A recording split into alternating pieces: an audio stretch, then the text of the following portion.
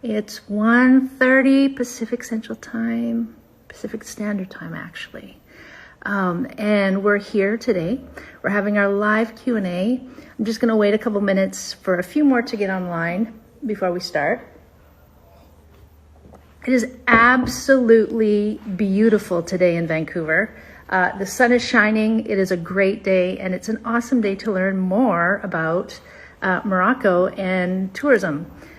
So if you have any questions, please leave them in the comments below, and we will be happy to answer them. Just a side note as well, that this live will be able to be viewed again. I'll have it up on my IGTV, so you can refer to it at any time.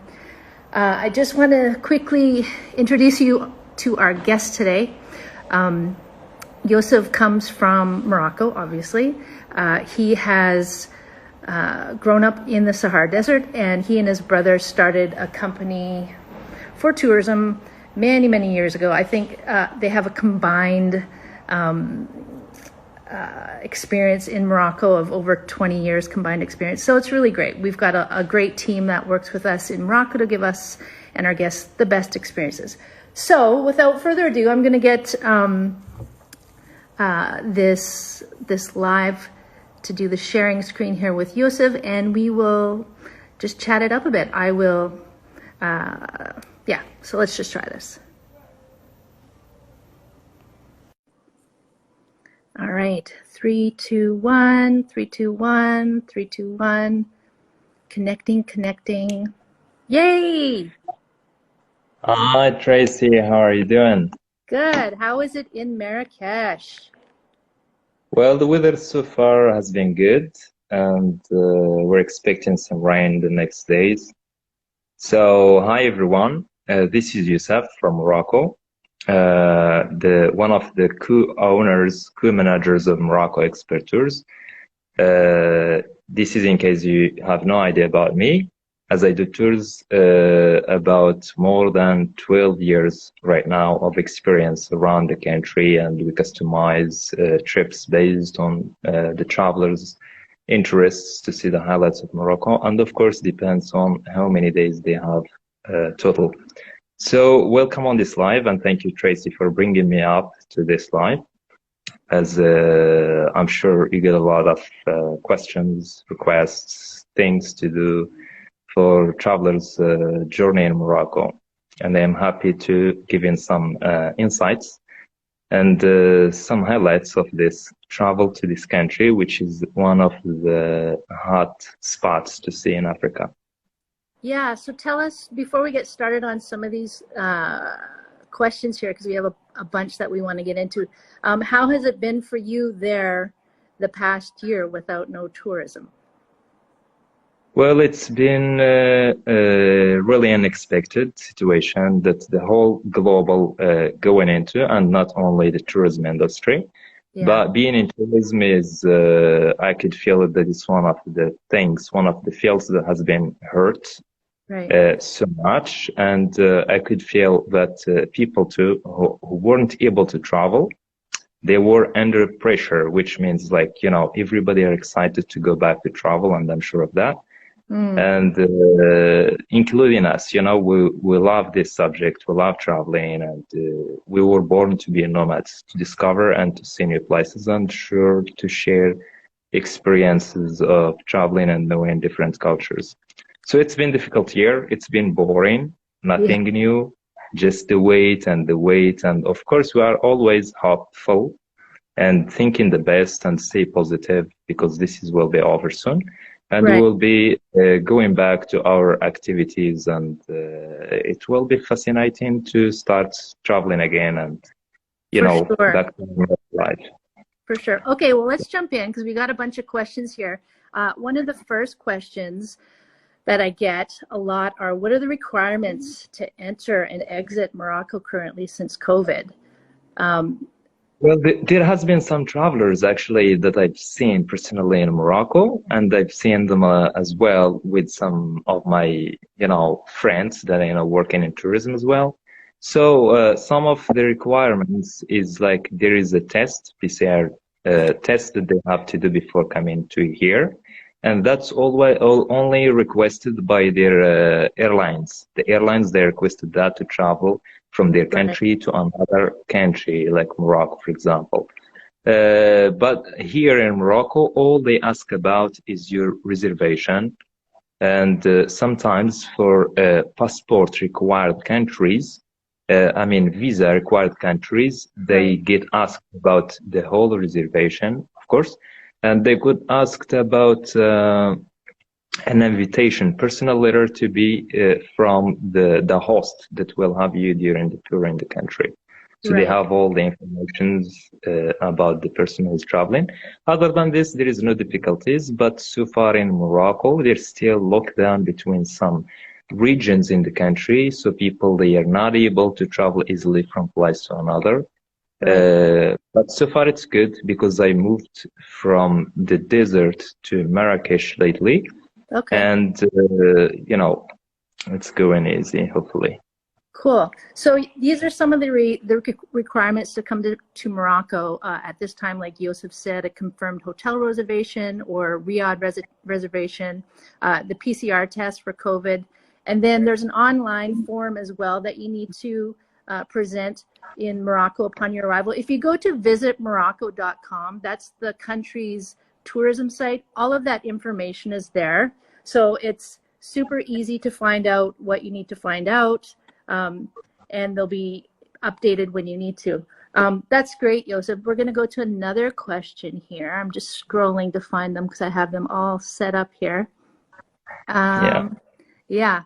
Okay, so here's a good question, kind of in regards to what you were saying right here. Is Morocco open for tourists? What does that look like, and what type of experience can people have? Well, here in the moment, Morocco could be open to only some, only some very rare situations. For example, Moroccans who are living abroad, or some people who own the businesses here. And there is only fewer tourists that were allowed by their countries to travel. So they came here, like in Europe, for example. We've seen like so many Europeans around, French, Spanish, Italians. They were here in Morocco, but of course, if their countries allows them here in Morocco, there is no problem with that. Only bring in like a test and the reservation, and you are allowed in. What it looks like to me personally, we always start tourism with very fewer amount, and it's growing and growing until it gets busy. But for the moment, there is many hotels that are still closed, many restaurants that are still closed. So it doesn't have the same taste, the same flavor as it used to have before during the normality days. So what type of experience can I expect? That will be, of course, a wonderful experience, because not only hotels or restaurants that will make your trip a lovely experience, because there is a lot to see and experience in Morocco, although there's still the virus, COVID-19, still like considered as an issue in the world. But still, Morocco has its own taste, and now after the lockdown, it's become like more natural. There is a lot of beauty to see, and of course, it will be more developed later. So tell me then, if people were to come now, like on their own or something, or even with a group or a private group like that, will they be able to see the sites that they normally get to see pre-COVID, or are some sites closed right now? Yeah. Well, it won't be the same Okay. experience, like a full complete experience. It won't be the same as we used to give, because Mm, there's still many monuments based on avoiding the crowds, right. on getting in line. For example, let's talk, for example, about Majorel Gardens. You know how many long lines that, Exactly. people are taking. So Yeah. that crowd is not the same as it used to be, but after the vaccine given to people, it will be, of course, normal, and it will be slow a bit, then it will get to normality.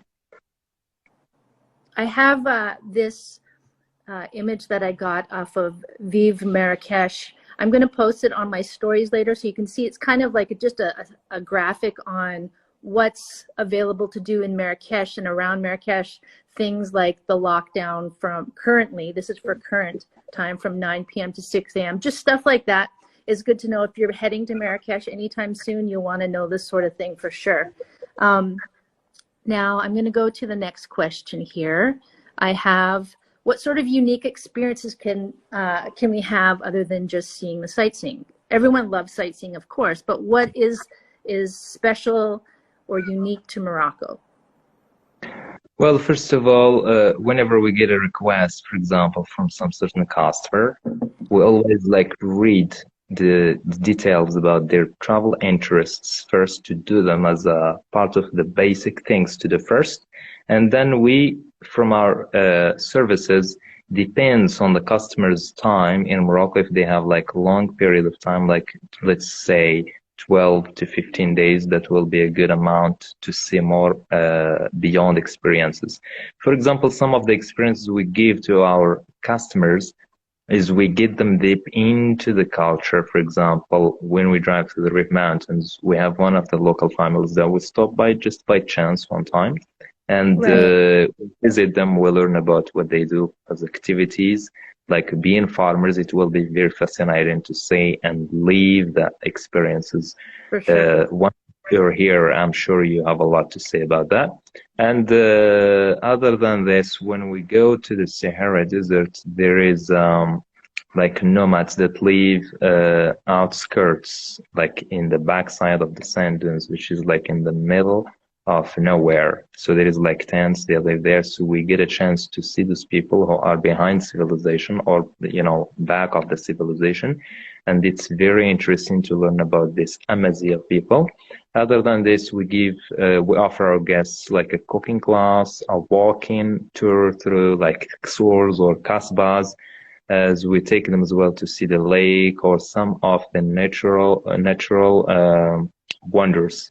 So there's always something to do. There's always something other than the regular sites and must see. Well, for our customers specifically, as you know how it works, we always have something unexpected. It's a surprise for guests to do. So that comes just like from your day, or, you know, one of the days during the trip. And during the right moment, we choose the right day in the right place. Exactly. So that takes me to a question that we have in regards to the desert camp. I've had people ask me this too about, oh my gosh, like I've heard that like it's freezing cold in January and it's a horrible experience and all these sorts of things. And I don't know about you, Joseph, but I feel bad that some people have had that experience, because the experience that we have, that we being my guests partnering with your company who host us, is we don't have those terrible experiences. So they must not be using good people.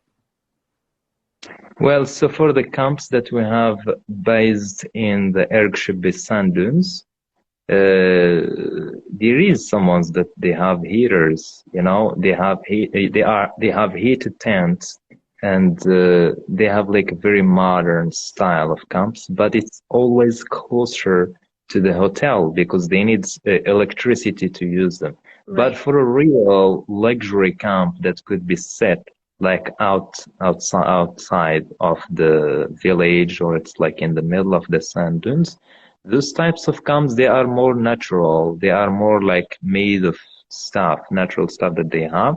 And it doesn't have a heater because they don't have electricity, but they have solar power dishes, like the solar plate they have above their tents, or some certain place in the tents. But we have like more high-end luxury camps now that they have no heaters, but they have like more high type of services. Like they have the pedicure, the manicure in them. Right. They have a sauna. They have like all this type of services. And I'll attest to, like, being that I've done the desert trek a few times. One was in a very basic nomad tent, which was lovely, but it was very basic and it was freezing. And then we also did a luxury one, and it was, of course, a beautiful bed and more than enough blankets that, I mean, even the air that is in the tent isn't freezing cold. I mean, it's crisp, but it's not freezing. So it actually was a super enjoyable experience, even though there was Well, heat. of course. Well, there is cold actually. During winter time, there is cold. Don't expect like it's a Sahara Desert, so it would be warm, but it's freezing cold, which we have in the desert. It's Right. dry cold type of weather. Well, one of my guests, I remember, asked us about, luxury hotels, but in the Sahara Desert, they want to have a basic camp, which is like, having luxury hotels and basic camps. It's a type of contradiction. Yeah. But they insisted to stay in it. But unfortunately, we don't have like this types of black tents anymore there. So it's like they got obliged to make like something good, which won't hurt even the nature as well. Right. All right, let's head to another question here. Would we be able to include a cooking class during our stay? Absolutely. I for my small group tours, I actually include let me just make sure that you can see here. So it's not just, yeah. Okay. I include a cooking class in all of my small group experiences with Amal, which is a nonprofit organization in Marrakesh. And they're really, really wonderful tours, cooking experiences rather. It starts in the morning all the way until lunch. We also have a traditional tea ceremony as well as we're waiting for our dishes to cook. So it's a really super experience. And I think it's a necessity because then you can always bring Morocco back home with you through culinary and food. And I think that that's an awesome thing. Do you have anything else to add about the cooking experiences? Well, yeah, the other thing that is good that I like about what you offer to your guests is like you are using different places every time, and that's really appealing because it gives like different tastes, and you know about more new products as well in the market. Right. So it's like additional to this, and I'm sure you would like to mention something about Marrakesh food tours that you've experienced lately. Yeah, I was going to I think I put that somewhere on here. I'm not sure. I think it was part of this slide here at the bottom. It says food tours as part of some of the extra experiences you can have while in Morocco. As well, my small group trips include an evening street food tour of Marrakesh, food in the Medina, and it's a super fun experience because you don't want to eat anything hours before, because by the time you're finished the 2 to 3 hour food tour, you are jammed. You have tried so much food and you're just like, oh, but it's such a crazy cool experience because you're able to see lots of local foods, lots of, you get little bits of history of the Medina as well. So it's kind of an all around really cool experience that I'm super happy to put in our small group tours. Yeah, I highly recommend that part of the experience. And lately, Hassan from Cafe Nora as well. He wanted to extend his place. He is making one of the best burger pizza they could highly recommend in the southeast of Morocco, in Hamdi. So he's making cooking classes too. But Hassan from Riyadh Bijou? No, from Cafe Nora. It's in the desert. Hamdi. Oh, yeah, in the desert. Awesome. So sometimes, like, I guess they want to just like to have a laid back day before you arrive. They just go there and it's relaxing place to have a walk so in great. and know about the sub-Saharan people who are like, that village is indigenous from. Yeah, that's awesome. With that note, talking about food, here's another question I get often because I'm a vegetarian. Are there options for me? Well, of course, there is nowadays, that was a big issue actually before. Let's say, for example, back 10 years ago, there was a big issue to have a vegetarian places, but nowadays there is vegan, there is vegetarian. Of course, there's a lot of dishes that you could enjoy that doesn't have meat or any, animal products. Yeah. And especially in the bigger cities, like I'll say, for example, Casablanca, probably Tangier, Fez, Marrakesh, there's lots of vegetarian restaurants. I have a friend, Amanda, who lives in Marrakesh, and she's got a really amazing blog called morocmama.com. And she's got some blog posts on there and even a guide, an eating guide to vegetarian and like vegan and gluten-free food in Marrakesh. So it's super, super helpful. I'm going to put all these links later in the comments so that people can look back to them. Yeah, that would be helpful. Yeah. Okay, let's see here. Another question. What are some must-see things to do in Morocco if you only have 1 week? Okay, expert, tell us. Well, if you have 1 week, you're already running out of time just the moment you land in Morocco, so you have to do everything quicker possible. But we always try to make your trip like more worth it, because we could start it like from one of the big cities, as of course many people they would love to, coming from a long distance, they land into Casablanca. So from there, we try to include like, for example, Rabat, Chefchaouen, Fez, Marrakesh, and then back to fly out from Casablanca. So these are some of the highlights of Morocco. Right. As you're seeing, like the imperial cities, the medieval town of Fez, and the Roman ruins side of Philipines, and of course the famous Marrakesh, the Red City. But if you have more long time, then we could cover more places like the desert, for example. Yeah. Like the anti-Atlas Mountains. And of course, there is a lot of lovely places that if you have time, you could be able to see them and experience them. For example, Essaouira, Imlil, Emilshil, and these places, they have a lot of things to see and do, and they have strong Berber Moroccan cross-culture. Cool. Which leads me to this question here, Yosef. What are your top 3 cities that you recommend people to visit when they're in Morocco? Top 3 cities or places, rather. Yeah, well, most of the travelers that come to Morocco, they always see Casablanca, Fez, Marrakesh. Of course, there is a lot of places to see, as you've seen lately, Chefchaouen, the Blue Town, how it's been like very crowded up after it's been like famous by travel bloggers or Instagram and all of this social media. There is the Merzouga, the Erkshbi. That's one of the highlights of many customers' trip, is to have an overnight stay in the Sahara Desert. Right. And of course, you are going to find the people are very different there. Like they are laid back and relaxed, and they are very welcoming. As the rest of Morocco, of course. So, other than this, we would love as well to include Essaouira. Essaouira, many people they don't see, but it's very beautiful town that is located in the coast.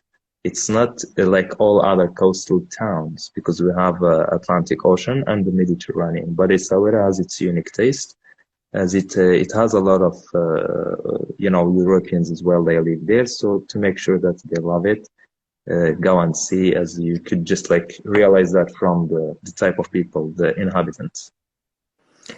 Okay, we have a few more questions here. The next question, this is a big one. What are the best times of year to visit Morocco?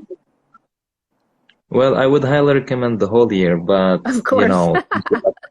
Specific times or the best times, I highly recommend Morocco during the fall, as it starts after, like for example, let's say from September, the end of September, until the beginning or the middle of November, and from March till the end of May or till the beginning of June. Okay. Because of this, during December, it gets cold. It gets very busy with New Year's Eve. And, even Christmas, it's good because Morocco has beautiful weather. And the temperature during the winter time here is 25 degrees during the day. Wow, so nice. The night, it's a little bit chilly. But, when I say chilly, we're not used to that much cold in Morocco. We don't go below 0. Yeah. And March and so on, it's the spring. March till May, it's the spring. One of the most beautiful seasons or time to have in Morocco is that moment. As I think your first trip has been during... our first trip in 2015 with you was in May. And I think, I don't know, I think I like the spring trip the most because of all of the flowers and all of like the color in the Rift Mountains in the Rift province. It was mind blowing, like just like a sea of poppies for as far as your eye could see. You're driving and like you'll see like these small hills of these purple flowers, of these blue flowers, of these yellow flowers. It's absolutely stunning. Totally. Here's a really great question. I don't know. I'm sure you get asked this a lot, Yosef. Is it safe for women in Morocco? What about clothes and hijab? I've heard stories of pushy men. Well, is it safe for women to travel to Morocco? Of course, it's very safe. Uh, you personally could tell us about your experience as a woman in Morocco, coming here different times. You traveled by yourself, you traveled with guides, you traveled with friends, Yeah. all type of experiences. And of course, we have so many solo women travelers, they travel in the country. Yeah. Even without a tour company, it's Yeah. safe, but you always there is like types, there is steps that you have to follow so you could be safe, happy, and enjoying your experience. And of course, smiling, because the smile is the secret of many. It leads your way to beautiful places, and always just avoid the look of the people as a woman. Try to avoid the look of the people. Anyone trying to talk to you, just like ignore, and you will be safe. And of course, wearing a hijab is not necessarily, because in Morocco we have modern lifestyle. There is many girls they don't wear a hijab, and it's Right. not obligatory. But that's only with the religion. Religion always obligates like to wearing hijab. That's like one of the terms, to wear a hijab. So it's part of the religion. It's not part of traveling to Morocco, I'm saying.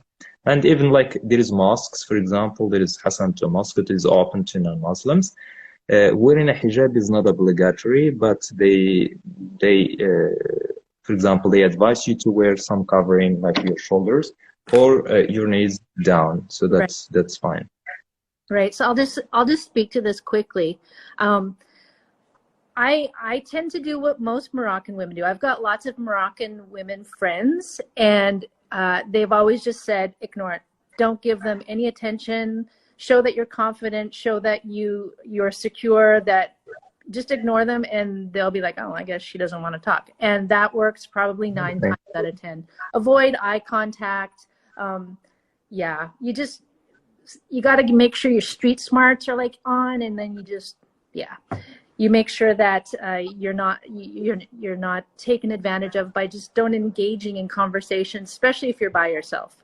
And with strangers, of course, if you Right. if you encounter a stranger trying to talk to you, Yeah. the best way is like to ignore and keep walking, or avoid staying laid out or going Right. through dark, narrow streets. So always go into like public places or the places where there's people, then you Yeah. are fine. Because even Moroccan women get like catcalled or like bugged and stuff like that, but There is. their best thing is just to ignore them, and they do. Which leads me to, there's lots of people who, especially women, who ask, how should I dress in Morocco? If you were to be in Morocco, you'll see that lots of Moroccan women have very much European styles or like American style influence.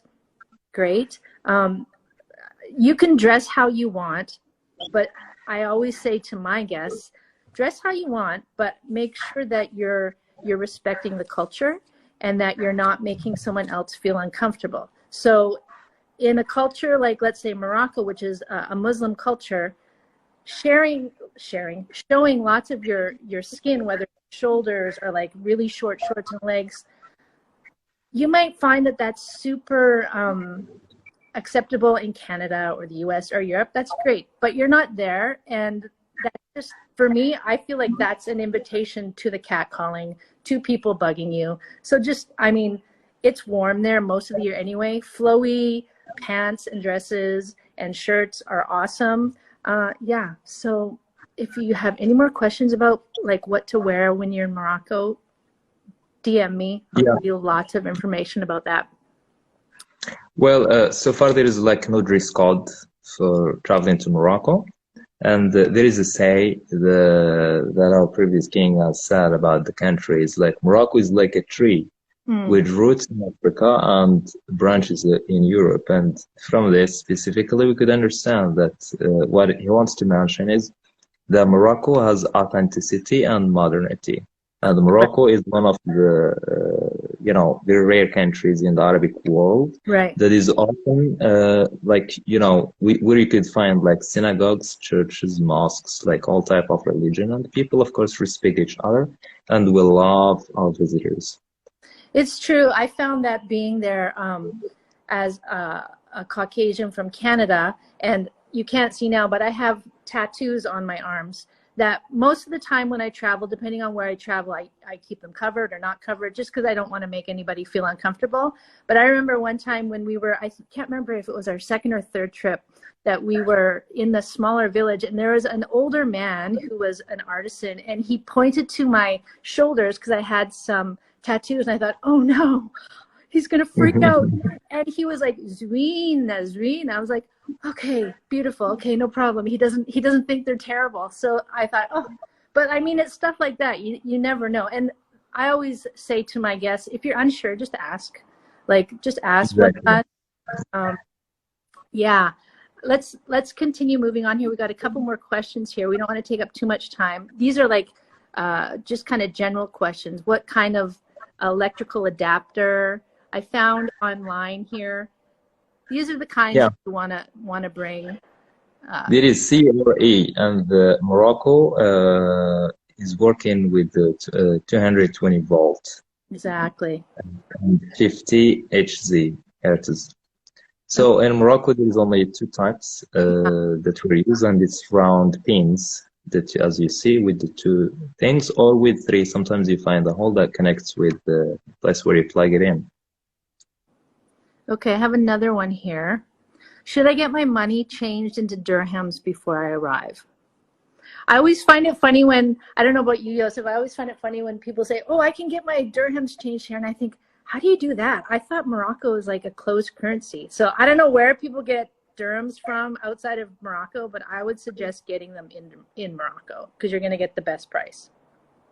Yeah, other than that, I get that question a lot from my customers.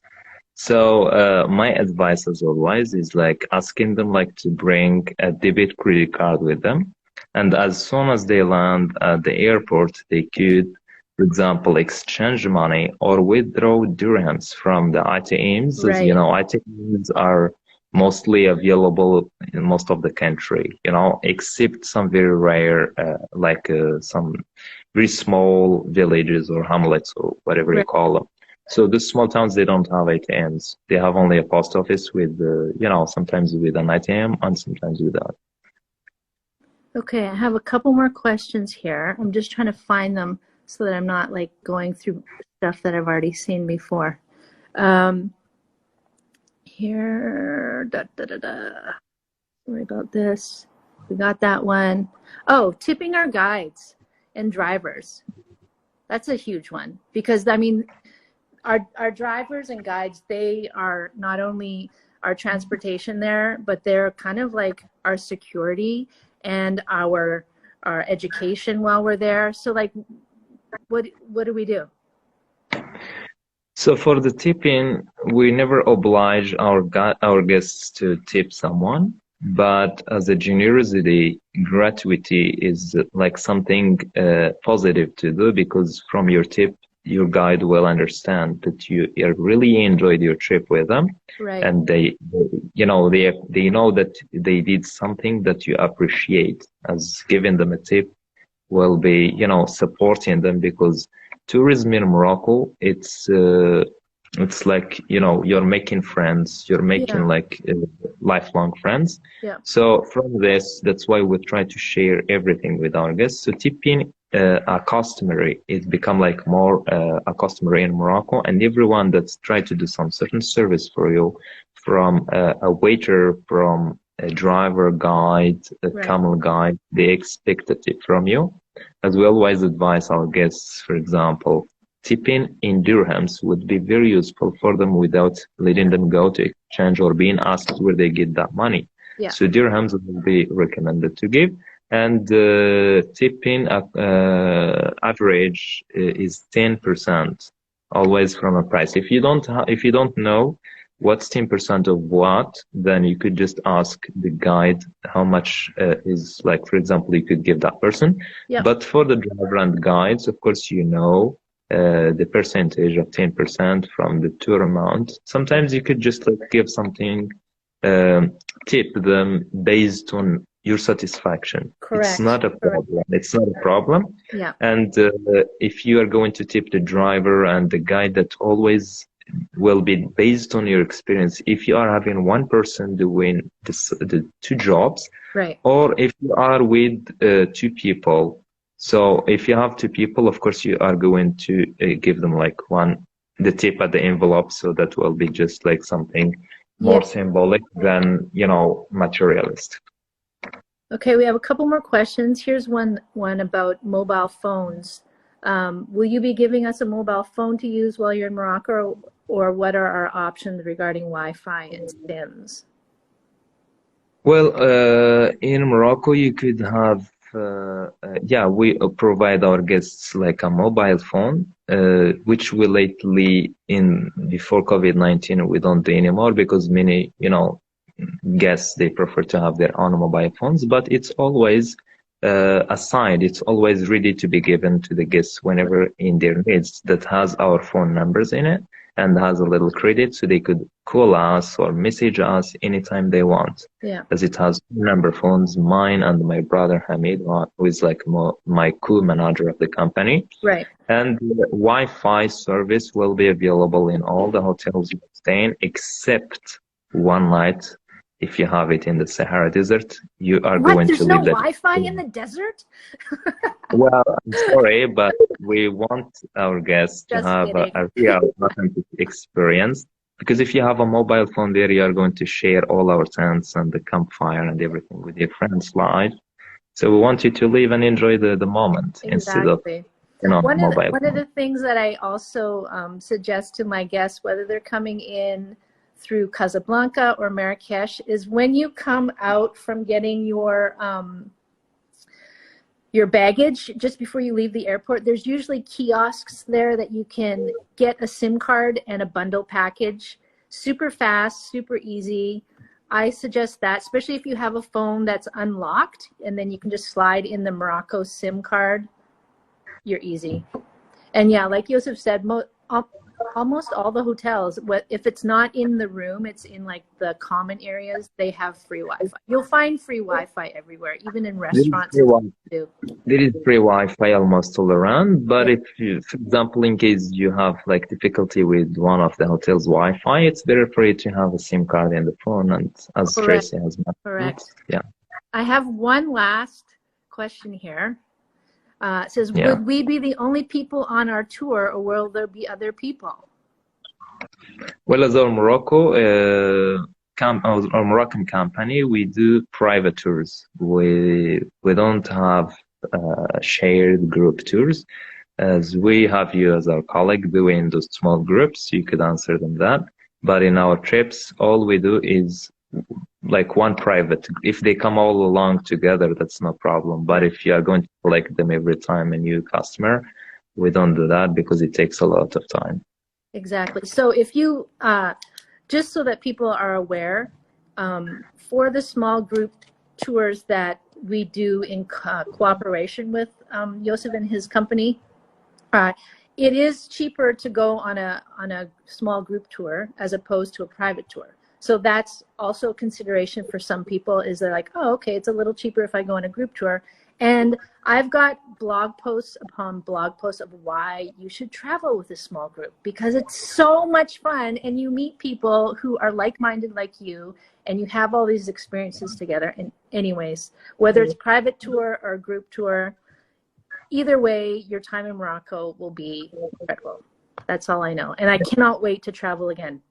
I don't know about you, Yosef, but I am like itching to be back traveling. Of course, I'm here. I'm here. I'm waiting. Exactly. Waiting when the people are coming. So it will be, it's like you're just born again. Exactly. I think there is a lot of energy to give. And of course, we're excited to meet people from different places, like we call them here. We are excited to meet like someone who doesn't speak Arabic or your language anymore. So we Yeah, need like more culture sharing. We for need a lot sure. of stories to share about this. Yeah. If there's anything else you want to add, what do you want to say to anybody today about Morocco and Well, travel and when they're it's going to? well, for me, it's like I feel very happy to be on here live, and it's a moment like to share something with our friends. Yeah, And I'm very honored to answer many questions through this live, and I hope that it will be very useful to many visitors that will be heading to Morocco, whether sooner or later. for sure. And of course, I wish the best, safe, and wonderful health to everyone. So I have nothing else to add to this, but once I have it, I will, of course, share it along. For But sure. we're always waiting for more people's questions to be given, as we could talk about travel industry, tourism in Morocco and other places, and I'm encouraging you to do this as well with your other destinations, Yeah, I think trip, we're going to do like something like this. Italy, and Yeah, all of this, I think it'd be good. because there is a lot to share and there is a lot to give. Whether these visitors will be traveling with you or by themselves, we are here always happy to For give sure. information and to share the best with them. So make sure you're following both of us, Follow Your Heart Travel and Morocco Expert Tours on Instagram, as we are continually posting every day new things about Morocco. Yeah, so I'm going to just let you go, Yosef, but thank you again for your time. And we hope to talk Thank to you again you. soon and see you again soon Yeah, in Morocco, for sure. thank you so much. Thank you so much, Tracy. You bet. Have a good night. Bye.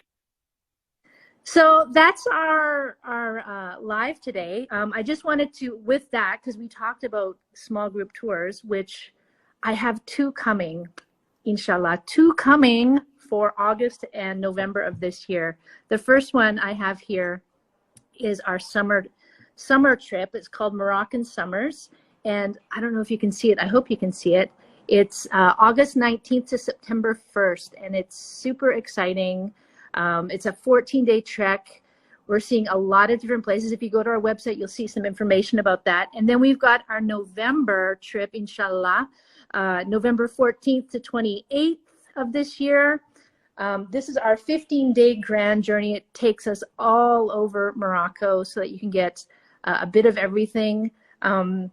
Yeah, we're super excited about these trips. And if you need any more information about these two small group travel experiences, you can reach us either by direct message, our inbox here, or send us an email. We would love to hear from you. And yeah, I think that's all for now. And if you've just tuned in, I hope that you'll go back and watch this, because this has been a great, oh gosh, almost 45 minutes worth of lots of knowledge and stuff. So I hope that you have some of your questions answered. If you have any more, please drop them in the comments below or direct message myself or Yusuf. And yeah, have a great day, guys.